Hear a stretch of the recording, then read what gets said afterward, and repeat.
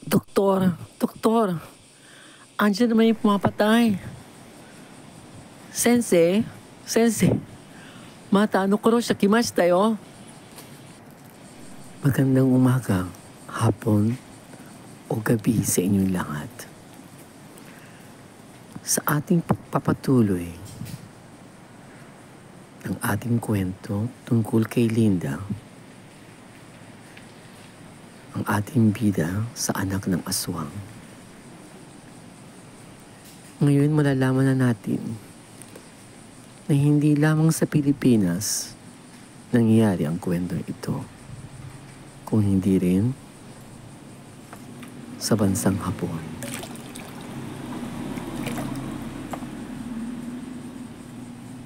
Sa ating mundo, ang kasamaan ay buong mundo natin alam. Maliban sa relihiyon o kahit anong relihiyon, maniniwala tayo sa masama at mabuti.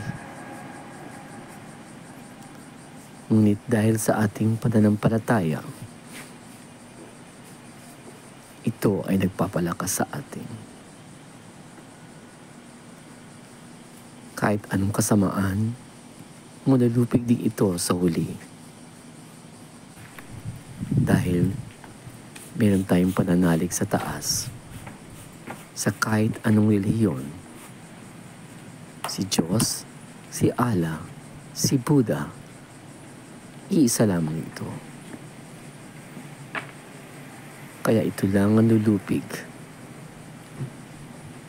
Ito lang ang ating sandata. Ito ang papatalo sa aswang.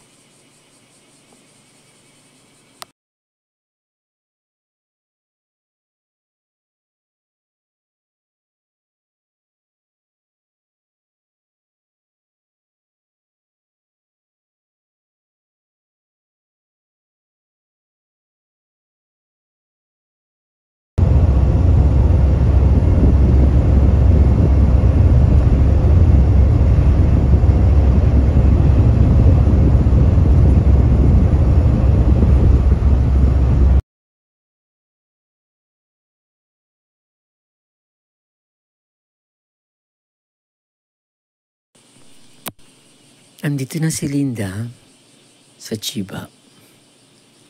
Si Dr. Koji, nakita niya na mayroong pamilyar na pangalan na bumawal sa kanya. Linda Blanco.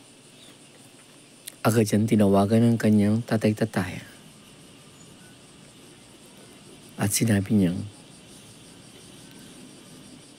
"Huwag ka mabibigla, tay. May balita ako sa iyo." Bigla na naputol ang telepono. At sinabi, Doktor, halika dito. Halika. Ayun na naman ang pumapatay." Biglang pumunta si doktor sa emergency room. Bigla siya nagulat. Sabi ng doktor, at ang sinabi ng detective na Kobayashi, "Tingnan niyo, pareho rin nangyari dati. Nawala yung puso. At parang animal ang gumawa. Hindi ba? Pati dugo nawala na.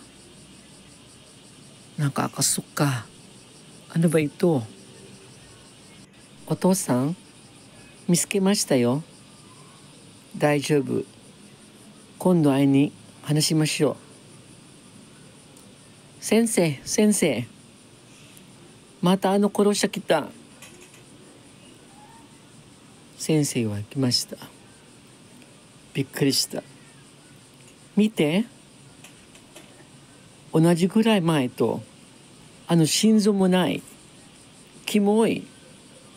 動物のやり方する。ほとんど血ない。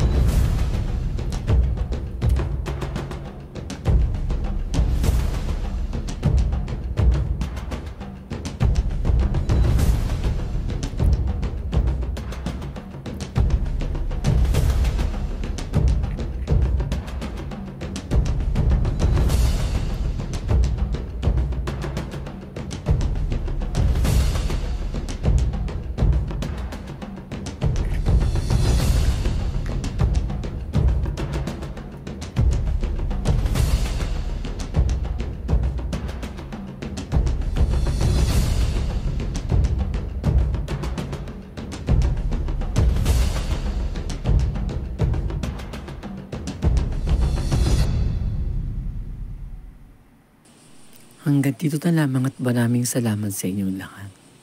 Sa susunod na kabanata ng Anak ng Aswang. Salamat po.